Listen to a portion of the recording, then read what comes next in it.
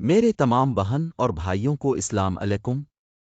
یہاں آپ کو اسلام سکھانے کے لیے بہت محنت سے ویڈیوز بنائی جاتی ہیں۔ ہماری آج کی ویڈیو ہے صحیح البخاری شریف، حدیث نمبر 119۔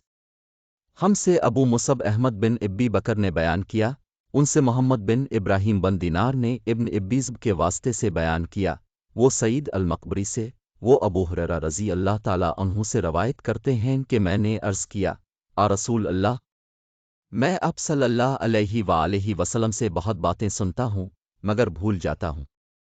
آپ صلی اللہ علیہ وآلہ وسلم نے فرمایا اپنی چادر پھیلاؤ، میں نے اپنی چادر پھیلائی، آپ صلی اللہ علیہ وآلہ وسلم نے اپنے دونوں ہاتھوں کی چلو بنائی اور میری چادر میں ڈال دی، فرمایا کہ چادر کو لپیٹ لو۔